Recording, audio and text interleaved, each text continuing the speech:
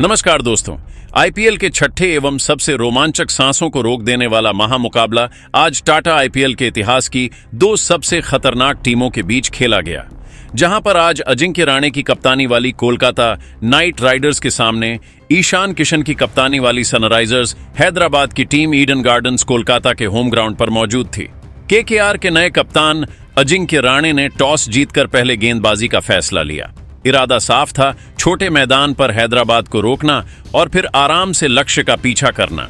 लेकिन जैसे ही सनराइजर्स की तरफ से अभिषेक शर्मा और ट्रेविस हेड की जोड़ी मैदान पर उतरी, लगा जैसे मैच नहीं, कोई तूफान आने वाला है। पहला ओवर लेकर आए वैभव अरोड़ा और पहली ही गेंद पर अभिषेक ने कवर ड्राइव लगाकर बता दिया, भाई आज रुकने का मूड नहीं है। गेंद सीधी बाउंड्री के बाहर और केकेआर के गेंदबाजों के माथे पर हल्का पसीना। ओवर खत्म हुआ 12 रन के साथ और हैदराबाद की गाड़ी बिना ब्रेक के निकल पड़ी। दूसरे ओवर में ट्रेविस हेड आए और उन्होंने तो आते ही गियर बदल दिया।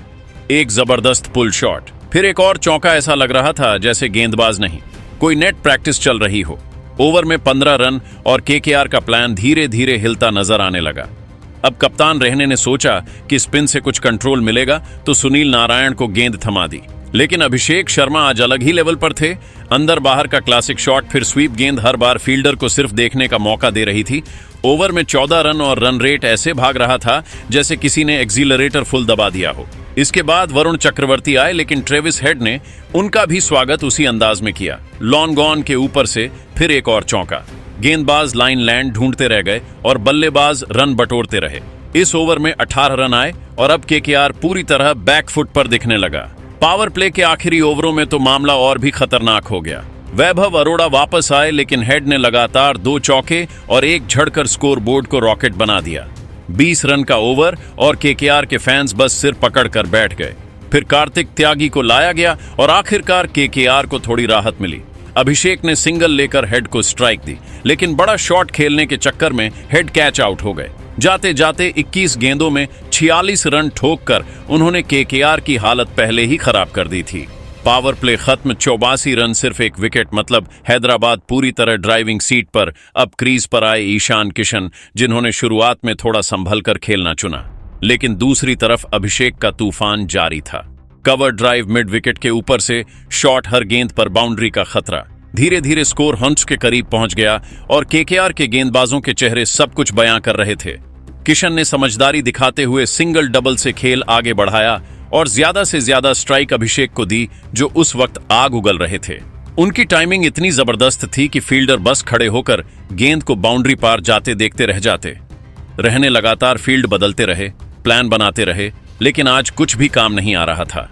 गेंदबाज लाइन से भटक रहे थे और हैदराबाद के बल्लेबाज उसी का पूरा फायदा उठा रहे थे। दूसरी तरफ किशन भी अब धीरे धीरे रंग में आ रहे थे और बीच बीच में अच्छे शॉट लगाकर रन रेट को गिरने नहीं दे रहे थे। अब यह साझेदारी खतरनाक मोड़ ले चुकी थी। एक तरफ आक्रामक तूफान, दूसरी तरफ समझदारी भरी बल्लेबाजी। मैच पूरी तरह हैदराबाद की पकड़ में जाता दिख रहा था। अभिषेक शर्मा 19 गेंदों में 47 रन पर खेल रहे थे। स्ट्राइक रेट 240 के पार और केकेआर के लिए यह मुकाबला अब किसी पहाड़ चढ़ने जैसा लगने लगा था। 8वें ओवर में एक बार फिर अजिंक्य रहाणे ने कार्तिक त्यागी को अटैक पर वापस लाने का फैसला किया। उम्मीद थी कि वह अपनी गति और यॉर्कर से रणगति पर ब्रेक लगा पाएंगे, लेकिन सामने थे ईशान किशन, जो अब पूरी तरह से सेट होने के मूड में दिख रहे थे। ओवर की पहली ही गेंद पर उन्होंने शानदार टाइमिंग के साथ पॉइंट के ऊपर से चौका जड़ दिया। अगली गेंद पर कवर ड्राइव इतना खूबसूरत था कि फील्डर सिर्फ देखते रह गए। तीसरी गेंद पर भी किशन ने पीछे हटकर जगह बनाई और एक और चौका बाउंड्री के पार पहुंचा दिया। लगातार 3 चौकों ने केकेआर की योजना पर पानी फेर दिया। त्यागी लाइन और लेंथ खोजते रह गए, लेकिन किशन ने कोई मौका नहीं दिया और इस ओवर में फिर से रन गति तेज बनी रही। इसके बाद उन्होंने स्ट्राइक रोटेट करते हुए समझदारी भी दिखाई और अभिषेक शर्मा को ज्यादा से ज्यादा स्ट्राइक देने की कोशिश की। अभिषेक ने भी मौके का फायदा उठाते हुए एक बेहतरीन शॉट खेला और गेंद को बाउंड्री तक पहुंचाया। इस ओवर में कुल मिलाकर रन तेजी से आए और केकेआर के गेंदबाज पूरी तरह दबाव में नजर आए। 9वें ओवर में कप्तान अजिंक्य रहाणे ने बदलाव करते हुए ब्लेजिंग मुजरबानी को गेंद थमाई, जो अपने पहले ओवर में महंगे साबित हुए थे। लेकिन इस बार उन्होंने शानदार वापसी की। शुरुआत में उन्होंने गति में बदलाव करते हुए बल्लेबाजों को चकमा दिया। ईशान किशन एक बड़ा शॉट खेलने के प्रयास में चूक गए और विकेट कीपर के हाथों कैच दे बैठे। ये केकेआर के लिए एक अहम सफलता थी, क्योंकि किशन तेजी से रन बना रहे थे और खतरनाक दिख रहे थे। लेकिन दूसरी ओर अभिषेक शर्मा अब भी आक्रामक अंदाज में खेल रहे थे। उन्होंने एक चौका और एक शानदार लगाकर दबाव बनाए रखा और यह साफ कर दिया कि वह रुकने के मूड में नहीं है। हालांकि मुजरबानी ने अपनी रणनीति में बदलाव करते हुए गेंद की गति कम की और लाइन को थोड़ा बाहर रखा, जिसका फायदा उन्हें ओवर के अंत में मिला। अभिषेक शर्मा ने एक बड़ा शॉट खेलने की कोशिश की, लेकिन गेंद सही तरीके से बल्ले पर नहीं आई और वह कैच आउट हो गए। लगातार 2 विकेट लेकर मुजरबानी ने मैच में केकेआर की शानदार वापसी कराई। इस ओवर ने मैच का रुख थोड़ा बदल दिया और पहली बार एसआरएच की पारी थोड़ी दबाव में नजर आई। 10वें ओवर में अनुकूल रॉय को गेंद सौंपी गई। अब क्रीज पर नए बल्लेबाज थे और केकेआर इस मौके का फायदा उठाना चाहती थी। रॉय ने आते ही काफी सदी हुई गेंदबाजी की और बल्लेबाजों को खुलकर खेलने का कोई मौका नहीं दिया। उन्होंने अपनी लाइन लेंथ को बरकरार रखते हुए बल्लेबाजों को लगातार डॉट गेंदों से दबाव में रखा। इसी ओवर में अनिकेत वर्मा ने दबाव तोड़ने के लिए बड़ा शॉट खेलने की कोशिश की, लेकिन टाइमिंग सही नहीं रही और वह कैच आउट हो गए। इससे एसआरएच पर थोड़ा दबाव जरूर आया और रन गति भी थोड़ी धीमी हो गई। दूसरी ओर नए बल्लेबाजों ने संभल कर खेलना शुरू किया और सिंगल डबल लेते हुए स्कोर बोर्ड को आगे बढ़ाते रहे। हेनरिक क्लासन ने भी शुरुआत में थोड़ा समय लिया और विकेट बचाने पर ध्यान दिया। इस ओवर में ज्यादा रन नहीं बने, लेकिन केकेआर के लिए यह एक बेहद महत्वपूर्ण ओवर साबित हुआ, क्योंकि उन्होंने लगातार विकेट लेकर मैच में खुद को फिर से जीवित कर लिया। इस तरह 10 ओवर के बाद सनराइजर्स हैदराबाद का स्कोर 4 विकेट के नुकसान पर 123 हो चुका था। जहां एक समय टीम बेहद मजबूत स्थिति में दिख रही थी, वहीं लगातार विकेट गिरने से मैच थोड़ा संतुलित हो गया। अब आगे का खेल पूरी तरह मिडिल ऑर्डर और फिनिशर्स पर निर्भर करेगा। 11वें ओवर में वरुण चक्रवर्ती शानदार वापसी करते हुए किफायती गेंदबाजी करके सिर्फ 6 रन दिए। इस ओवर में उन्होंने अपनी क्लास दिखा दी और बल्लेबाजों को पूरी तरह बांध कर रख दिया। उनकी हर गेंद में वेरिएशन साफ नजर आ रहा था, कभी गुगली, कभी स्लोअर तो कभी तेज फ्लिप। हेनरिक क्लासेसन और नीतीश कुमार रेड्डी दोनों ही समझ नहीं पा रहे थे कि गेंद किस दिशा में टर्न करेगी। शुरुआत की कुछ गेंदों पर दोनों बल्लेबाजों ने सिर्फ सिंगल लेकर स्ट्राइक रोटेट करने की कोशिश की, लेकिन कोई बड़ा शॉट खेलने का मौका नहीं मिला। वरुण ने लाइन इतनी टाइट रखी कि बल्लेबाजों को रिस्क लेना ही पड़ता, लेकिन उन्होंने समझदारी दिखाते हुए विकेट बचाने को प्राथमिकता दी।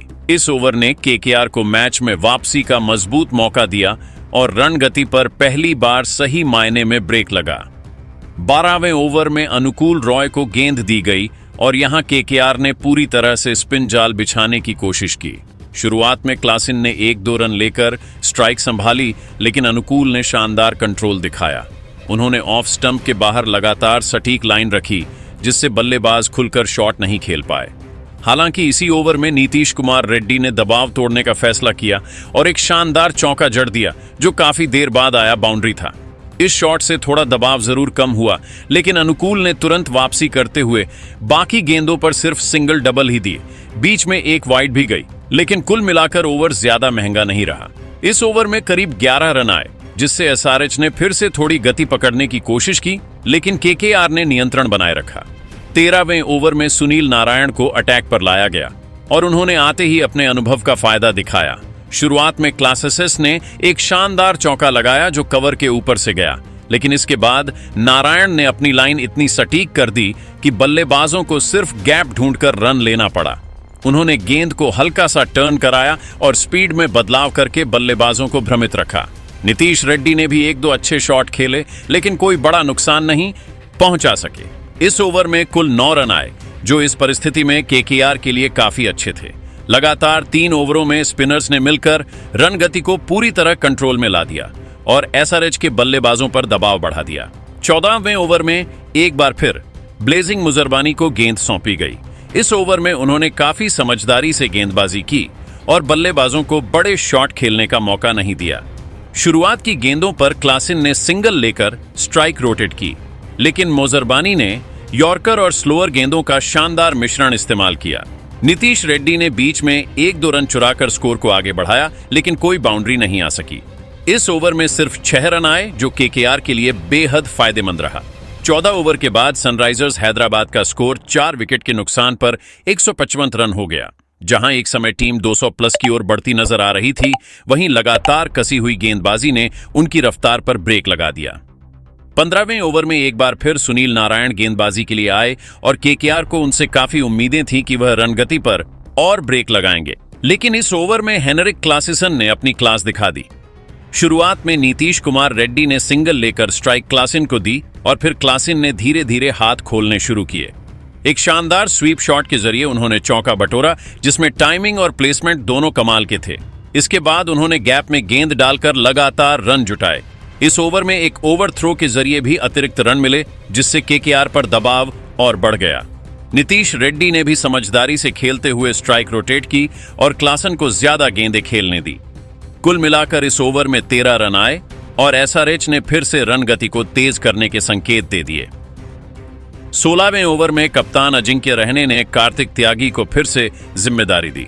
त्यागी ने इस बार काफी संयम के साथ गेंदबाजी की और पिछले ओवर के नुकसान की भरपाई करने की कोशिश की। उन्होंने शुरुआत में ही अच्छी लाइन लेंथ पकड़ ली और बल्लेबाजों को बड़े शॉट खेलने का मौका नहीं दिया।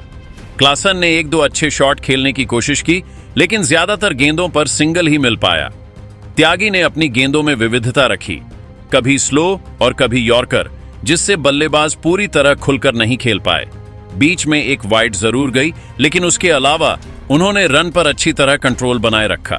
इस ओवर में कुल 7 रन आए, जो इस स्थिति में केकेआर के लिए काफी अच्छा रहा और उन्होंने दबाव को थोड़ा वापस अपने पक्ष में किया।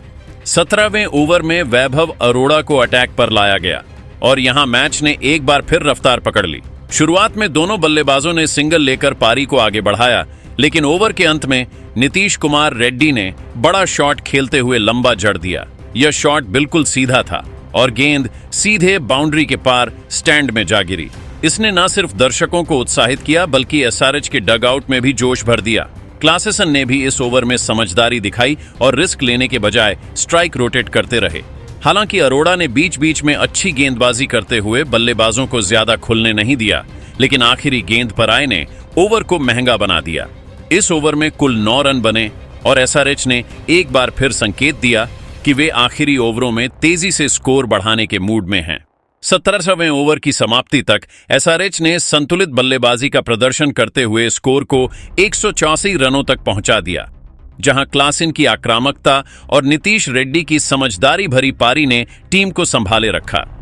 18वें ओवर में इस कार्तिक त्यागी गेंदबाजी के लिए आए और यह ओवर मैच का टर्निंग पॉइंट साबित हुआ। शुरुआत में हेनरिक क्लासिन ने आक्रामक रुख अपनाया और दूसरी ही गेंद पर शानदार जड़ दिया।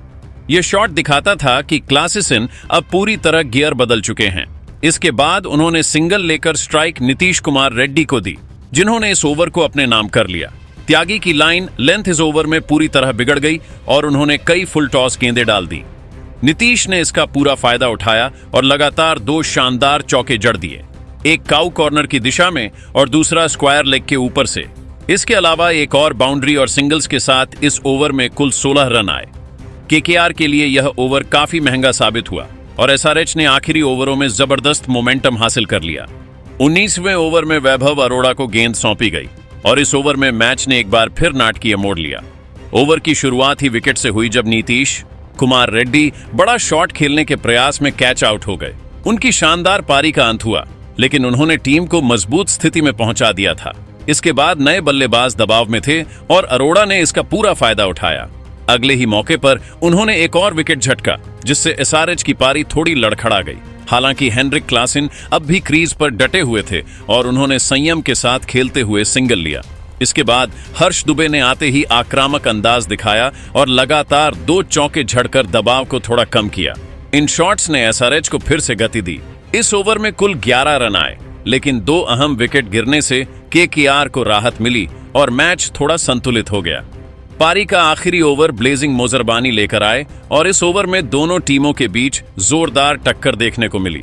शुरुआत में क्लासेसन ने शानदार बल्लेबाजी जारी रखते हुए चौका जड़ा और अपना अर्धशतक भी पूरा किया, लेकिन इसके बाद मुजरबानी ने शानदार वापसी की। उन्होंने अपनी गेंदों में विविधता रखते हुए बल्लेबाजों को चकमा दिया।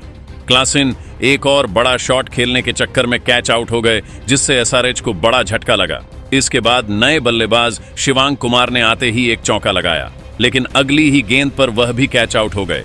आखिरी गेंदों पर हर्ष दुबे ने कुछ रन जरूर जोड़े, लेकिन लगातार विकेट गिरने से एसआरएच बड़े स्कोर की ओर बढ़ने से चूक गई। इस तरह 20 ओवर के बाद सनराइजर्स हैदराबाद ने 8 विकेट के नुकसान पर 228 रनों का मजबूत स्कोर खड़ा किया। 237 रनों का पहाड़ जैसा लक्ष्य सामने था, लेकिन कोलकाता नाइट राइडर्स के इरादे कुछ और ही कहानी लिखने के थे। जैसे ही पारी की शुरुआत हुई, मैदान पर ऐसा लगा मानो तूफान आने वाला है। पहले ही ओवर में गेंद लेकर आए डेविड पेन, लेकिन सामने खड़े फिन एलन ने बिल्कुल भी रहम नहीं दिखाया। अजिंक्य रहने ने पहली गेंद पर सिंगल लेकर स्ट्राइक एलन को दी और बस फिर क्या था, दूसरी गेंद पर चौका। उसके बाद लगातार 2 गगनचुंबी गेंद जैसे आसमान से बात करने निकल पड़ी हों। स्टेडियम में बैठे दर्शक सिर्फ देखते ही रह गए। ओवर खत्म हुआ और पूरे 25 रन मैच की शुरुआत ही आग से हुई। लेकिन क्रिकेट है, यहां हर पल कहानी बदलती है। दूसरे ओवर में हारिश डूबी आए और आते ही खेल पलट दिया। खतरनाक दिख रहे एलन बड़ा शॉट खेलने के चक्कर में कैच थमा बैठे। सनराइजर्स हैदराबाद ने राहत की सांस ली, क्योंकि अगर एलन टिक जाते तो मैच शायद जल्दी खत्म हो जाता। अब क्रीज पर आए युवा अंकश, रघुवंशी और दुबे ने इस ओवर में कसी हुई गेंदबाजी कर रणगति पर थोड़ा ब्रेक लगा दिया। सिर्फ 8 रन। तीसरे ओवर में फिर कहानी ने करवट ली। गेंदबाजी करने आए अभिषेक शर्मा, लेकिन इस बार रघुवंशी ने मोर्चा संभाल लिया। एक शानदार मिड विकेट के ऊपर से फिर दूसरा लॉन्ग ऑन के पार हर शॉट में आत्मविश्वास और क्लास झलक रही थी। रहने ने भी समझदारी से सिंगल लेकर स्ट्राइक घुमाई। इस ओवर में 15 रन और केकेआर फिर पटरी पर तेज दौड़ने लगी। चौथे ओवर में दुबे फिर लौटे, लेकिन इस बार बल्लेबाज पूरी तैयारी के साथ थे। रघुवंशी ने कवर के ऊपर से ऐसा चौका जड़ा कि फील्डर सिर्फ हवा में हाथ हिलाते रह गए। बाकी गेंदों पर सिंगल डबल लेकर स्कोर को आगे बढ़ाया गया। ओवर खत्म 9 रन और 4 ओवर में 77 पर एक मैच पूरी तरह गर्म हो चुका था। फिर 5वां ओवर आया और साथ में नया ट्विस्ट। गेंद लेकर आए जेडे वुनटकाट और उन्होंने कप्तान रहाणे को चलता कर दिया। बड़ा शॉट खेलने की कोशिश में कैच आउट केकेआर को दूसरा झटका, लेकिन दूसरी तरफ रघुवंशी बिल्कुल रुके नहीं। लगातार 2 चौके झड़कर उन्होंने दबाव को हवा में उड़ा दिया और टीम की रफ्तार बनाए रखी। ओवर में 10 रन आए और 5 ओवर के बाद स्कोर 67 पर 2 विकेट गिर चुके थे। छठे ओवर में ईशान मलिंगा गेंदबाजी के लिए आए और इस ओवर में मैच ने अचानक नाटकीय मोड़ ले लिया। शुरुआत में बल्लेबाजों ने सिंगल डबल लेकर स्कोर को आगे बढ़ाया, लेकिन असली घटना ओवर की आखिरी गेंद पर हुई। अंक कृष्ण रघुवंशी ने गेंद को सीधे गेंदबाज की ओर खेला और तेजी से रन लेने के लिए दौड़ पड़े, लेकिन गेंद मलिंगा के पास ही थी और उन्होंने फुर्ती दिखाते हुए तुरंत स्टंप पर थ्रो मार दिया। इस बीच कैमरून ग्रीन क्रीज से काफी बाहर रह गए और रन आउट हो गए। ये केकेआर के लिए बड़ा झटका था, क्योंकि एक सेट बल्लेबाज के साथ साथ नया बल्लेबाज भी दबाव में आ गया।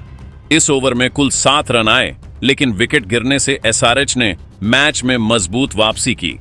7वें ओवर में शिवांग कुमार को गेंद सौंपी गई और उन्होंने काफी कसी हुई गेंदबाजी की।